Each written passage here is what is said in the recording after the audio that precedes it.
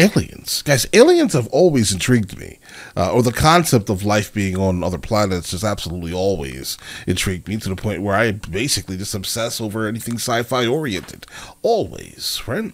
But here's the thing. So apparently, there was a guy in the UK recently who found something incredibly intriguing on one of the exoplanets. There's a lot of people kind of right now giving hot takes on this very specific planet, this exoplanet. And I do find it intriguing. I mean, I think it's actually plausible. I haven't really heard anything from him or actually dug into it. I've just kind of known of that exoplanet for a little while now, right? So the planet itself was discovered in 2015. It's considered either a mini Neptune or a super Earth, right? Super Earth basically being roughly 9 times the size of our planet itself. It takes roughly a little over 30 days to actually orbit its own star. It is close, but it is in fact far compared to how long we live, right? So I think it's a little over 120 or so light years, guys, right? It is absolutely an intriguing planet. For example, some of the hot takes would be, I think someone said that there is no water on that planet. It's not habitable, right? Absolutely not habitable for human life, because it's instead of water, it's magma. I don't want to live on that planet. Do you? Guys, come on, imagine. No water, just magma. Just hot, sweltering nastiness, right? While other people are like, it's basically like Earth, right? Everything that we're used to, it could potentially be habitable for us. But I think my biggest issue here is, I think we need to start looking at the stars in a different manner. It shouldn't just be what's habitable for a carbon-based life form, because I do think that if something is going to be alien, it's just going to be alien, all right? It's not going to, it shouldn't have to fit our exact parameters. I think if you find our exact parameters and you found where, oh, well, here we go, conspiracy theories, guys. Let's say, all right, hear me out before you hear me out. What if sometime within the last 500 million to 1 billion years, we already existed? But not us exactly, but like our species already existed and decided that this planet hates us, generally with tornadoes and tsunamis and earthquakes and all these things, and decided to leave this planet. Find something else that was more interesting, right? And they're now the aliens that come back regularly to troll us and spy on us in all of these spaceships and shuttles and things, right? What if, just a theory now. So I do think that if you do find a place that would be amazing, right? Like it's in the Goldilocks zone, and it's super close and warm and it's habitable for us, I'm almost positive we've already been there. Just a theory. Don't shoot the messenger here, guys. All right. But let's go ahead and jump into this video immediately. Enough theorizing. Yes. The name of the video is The Cambridge Scientist Who Thinks He Discovered Alien Life. This is coming from the channel LBC. And this is a suggestion via Discord. Let's go and check it out. This is the story of the week for me, this. Imagine I haven't heard being it yet, guys. Professor Niku. Professor Niku is an astrophysicist at Cambridge University. Picture the scene. Okay. Professor Niku is quietly studying the data gathered on yet another exoplanet, discovered some unfathomably far distance away from Earth. And as Professor Niku stares at the data of yet another exoplanet in yet another solar system, they notice something. This is where the suspenseful music would come in during the Netflix episode of this discovery. All right. The professor stares harder at the data. It can't be, he says. Is it life? The James Webb Space Telescope is set to turn its gaze towards a distant planet, K2-18b, in another solar system, to investigate one of the most tantalizing hints of alien life ever discovered. This, folks, could be it. And our protagonist, I think I said KS. scientist who may have discovered life out there in the universe, is Professor Niku Madhusudan, Professor of Astrophysics and Exoplanetary Science at the University of Cambridge. He joins me live. Thank you very much indeed for coming on the programme. Right, I think we've got the deeds to your life story sewn up here. We now own the rights to this. Okay. Tell us where and when you found this. So last year, we had some JWST observations with the James Webb Space Telescope of this planet, its atmosphere, and we detected for the first time ever carbon-bearing molecules like methane and CO2 in its atmosphere, and did not detect other molecules like ammonia, which said that it's likely to have an ocean under. Yeah, guys, it sounds like there may be some type of life, guys. It does. Underneath the atmosphere. But we also saw a tentative sign of this molecule dimethyl sulfide, which we weren't sure, but still, even the very possibility of its being there is enormous. So this is dimethyl sulfide. Mm-hmm. Yeah. That's the important gas. And Oh yeah. Like small creatures, I think, from the ocean. why is that gas so important? It's something important there. because on Earth, it is produced only from life, mainly from microorganisms in the Earth's oceans, and it has been known to be a robust biomarker if detected in planetary environments, and it had been predicted to be so, and we had been looking for it, and that's why it's super important. Yeah, but how much did you find? How much of it is there? Can you tell? So we are not 100% sure yet. It could be anywhere of the order of a part per million.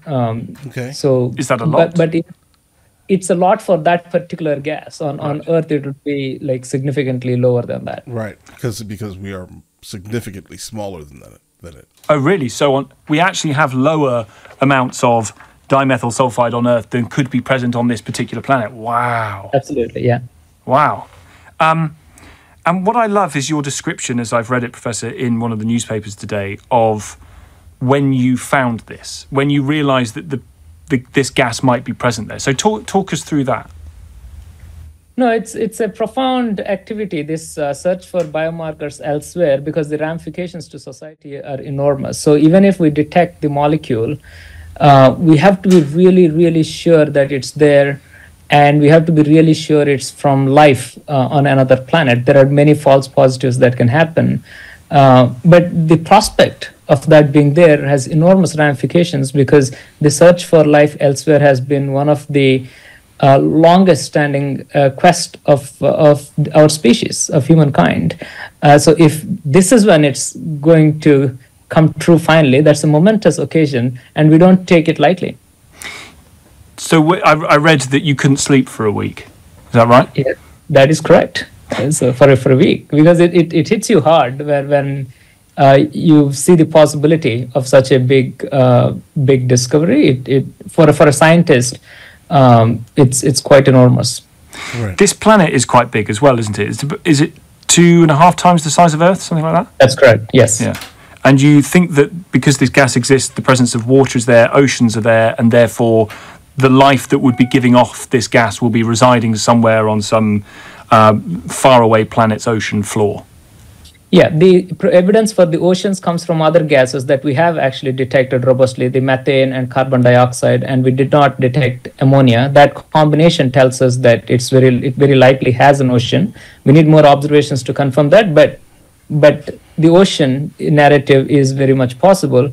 And then if we detect this gas, you put all of these components together, says that there could be microorganisms on an ocean world elsewhere. Dumb question, Professor. So you make this discovery, you see this in the data, you think, oh my God, who'd you ring? Who'd you tell? What chain is there to get this to the top of the chain to say, guys, I think I've discovered life?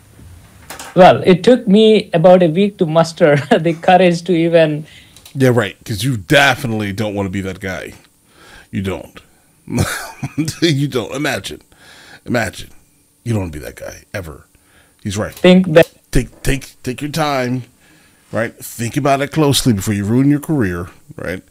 Yeah, all right. That's anywhere close to real, and break it to my own group, my own students working with me. So you don't ring anyone, you're just shell-shocked for a while, and then we slowly all come together and work on it for many more months weeks and months before we robustly establish it, and then you publish it and so on. And to the extent that the James Webb Telescope is, as we speak, looking at this particular exoplanet K2-18b to see what images it can get of it. some Yeah, good it just images happened this soon. morning actually. So it has already done it early this morning. So we have the observations. They're beaming in right now. So we're waiting for the data to come to us, and the analysis will start anytime now. Wow. So you could. How long is it going to take to fully analyze this? So we will obviously take our time to do very careful analysis. So it's going to be months before we can say anything for sure. What do you put the chances of having found life? At this stage, I would Probably- say 50-50. Yeah, yeah. Because he can't really give you like a 100% guarantee. Under no circumstance can he do that. Because he's not there. And the fact that the data just came in from James Webb, he's going to have to deeply look into that. Wow, that high. Yeah, I mean, that's purely going by what the data has been telling us in the past and what we know from theory. It could be 50-50. It is very high, I know, but that's what the data says. Again, dumb question, but I think context matters here. Have there been other situations, other discoveries where they've said, right, we think this is 50-50, we think this is about as close as we've ever been to discovering it? That's probably the highest I've like ever heard anyone even speak on. Not on an exoplanet, never. Not a planet outside the solar system. That's incredible. I think, Professor, you are a couple of months away from being perhaps the most famous person in the world. Well,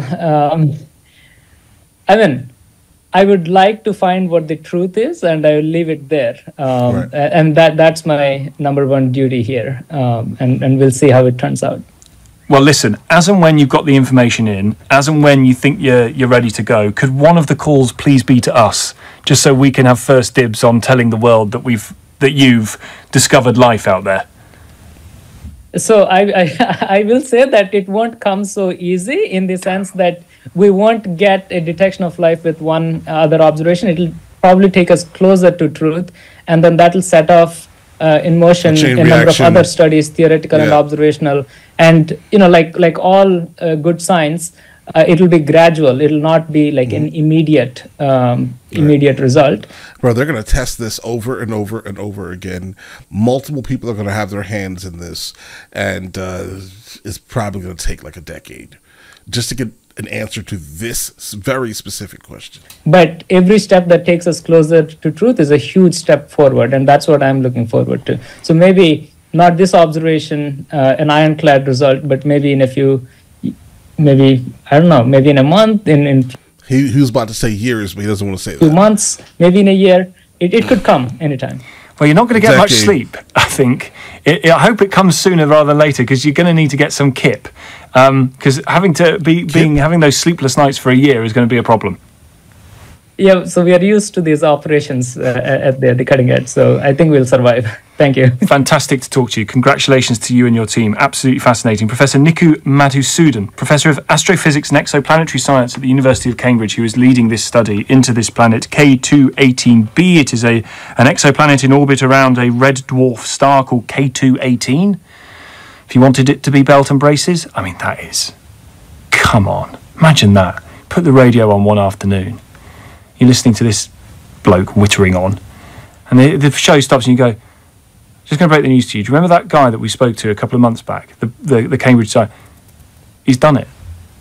Guys, I'm absolutely, definitely excited to actually hear something regarding this. Because again, I'm going to go ahead and speculate a decade. Like at the very minimum, before we get any actual concrete information. And then I'm going to go ahead and say, once we get to that point, we shouldn't go. Okay. Because the first thing that's going to happen is probes are going to be sent, right?